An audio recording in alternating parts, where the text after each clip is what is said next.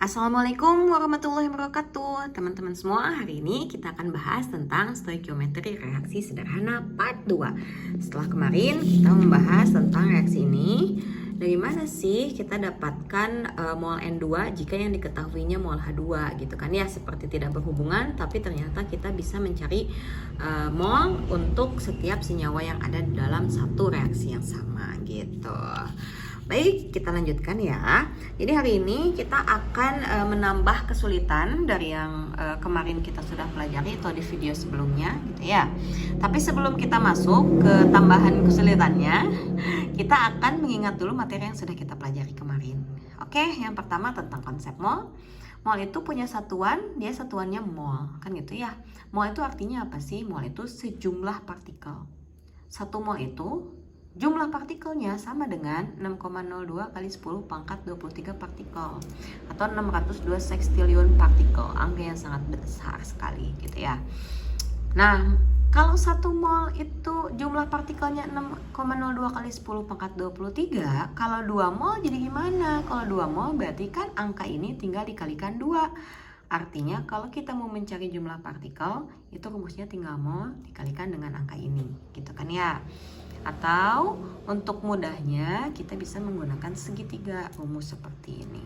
Karena mol dan 6,02-nya harus berdampingan, makanya di sini ditulisnya dalam segitiga juga harus bersamping-sampingan gitu ya, maka JP-nya ditaruh di atas. Oke. Selain mol, kemarin juga kita udah bahas tentang massa molar. Massa molar itu apa? Massa molar itu massa tiap 1 mol zat. Maka dia punya satuan gram per mol atau sekian gram, nanti kan ya ada angkanya. Sekian gram tiap mol. Dari satuan ini kita bisa melihat bahwa massa molar itu atau mm rumusnya massa, karena satuannya gram kan gitu ya, dibagi mol. Karena dari satuan mol. Kita bisa masukkan juga ke dalam segitiga ini. Karena massa dan molnya harus atas dan bawah, maka kita taruh massa dan molnya di atas dan di bawah. MM-nya menyesuaikan di tempat yang kosong, sisanya di mana gitu ya. Itu massa molar. Sekarang volume molar. Volume molar seperti tadi berarti sama, dia volume tiap 1 mol gas. Maka satuannya itu liter per mol, karena satuan volume itu adalah liter, kan gitu ya. Volume ini akan dipengaruhi oleh tekanan dan suhu, seperti yang sudah Ibu jelaskan kemarin tentang suntikan. Nah, maka dari itu muncullah keadaan-keadaan di materi tentang volume ini. Ada keadaan STP, yaitu 0 derajat dan 1 derajat Celcius dan 1 atmosfer, dan ada keadaan RTP 25 derajat Celcius dan 1 atmosfer. Nanti di setiap keadaan volumenya pasti akan berbeda-beda. Jadi kalau volume pada saat STP itu 1 molnya 22,4 liter gitu kan ya. Kalau di RTP itu 1 mol gas itu punya volume 24,4 liter gitu. Semua angka ini dari mana? Sebenarnya balik lagi dari rumus gas ideal yang pertama kali sudah Ibu jelaskan. Jadi dari sini semua rumusnya. Kalian harus paham ini, maka kalian akan bisa paham juga tentang ini gitu ya. Tapi hari ini karena ini sudah dijelaskan di kelas, Ibu tidak menjelaskan lagi yang ini ya. Ibu langsung ke VM-nya saja. Oke, dari satuan liter per mol ini ya kan, VM berarti satuannya liter per mol. Kita bisa melihat bahwa VM itu cara mencarinya adalah volume per mol atau volume dibagi mol. Masukkan ke dalam segitiga seperti ini untuk mempermudah kita kalau ingin mencari besaran yang lain. Kalau volume molar kan volume bagi mol. Kalau mol gimana rumusnya? Berarti tinggal ditutup molnya ya. Berarti V dibagi VM atau V per VM gitu. Lanjut. Kemarin juga kita udah bahas tentang konsentrasi. Salah satunya adalah molaritas. Molaritas itu adalah jumlah mol terlarut tiap liter larutan. Berarti rumusnya mol tiap liter larutan. Liter itu satuan untuk volume, makanya mol dibagi volume dalam satuan liter. Satuannya molar atau mol per liter. Untuk segitiganya sama dengan keempat segitiga yang lain. Itu yang sudah kita pelajari 2 minggu yang lalu. Di video sebelumnya Ibu juga udah menjelaskan kan tentang yang pertama penyetaraan persamaan reaksi. Jadi pastikan bahwa semua atomnya jumlahnya sama. H di sini ada berapa?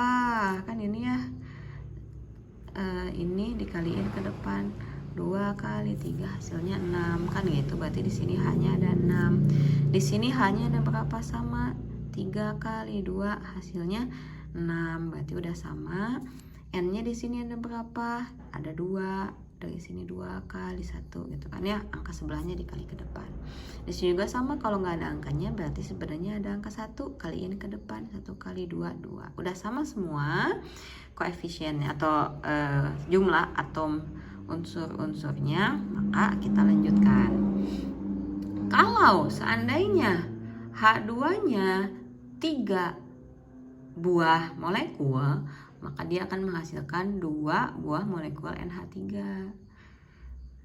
Jika dia bereaksi dengan 1 molekul N2, kan gitu kan ya cerita dari reaksi ini teh. Sekarang kalau H2-nya 4 mol, berapa mol N2-nya? Kan kemarin ya udah ya di video sebelumnya. Caranya gimana? Koefisien punya dia dibagi punya temennya 1 dibagi 3 dikali angka yang sudah ada, kan gitu ya. Berarti hasilnya 0,6. Yang ini kalau mau nyari molnya gimana? Berarti angka punya dia dibagi angka punya temennya yang udah ada molnya, 2 dibagi 3 dikali 4, hasilnya jadi 1,2. Ini udah kan? Anak-anakku, kalau kita lihat di sini, lihat H2 ada nggak molnya? Ada. Berapa? 4 mol. N2 ada nggak molnya? Ada. 0,6 mol. NH3 ada nggak molnya? Ada. 1,2 mol. Lihat. Dari semua rumus ini. Semua rumus ini ada satuan atau ada besaran yang namanya mol. Keempat juga ada mol. Artinya apa? Dari mol ini kita bisa mencari JP. Gimana caranya? Ya berarti kalau mau mencari JP tinggal mol dikali ini.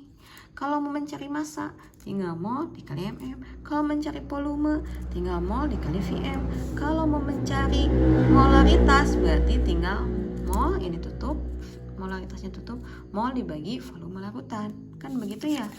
Maka kalau ibu tanya, berapakah massa NH3 yang dihasilkan jika ARN-nya 14, ARH-nya 1? Ingat, cek rumus massa. Dari segitiga yang tadi sudah dibuat, massanya tutup, berarti rumusnya MM dikali mol. Massa NH3 karena yang ditanyanya NH3, berarti MM dikali mol. MM NH3 dikali mol NH3.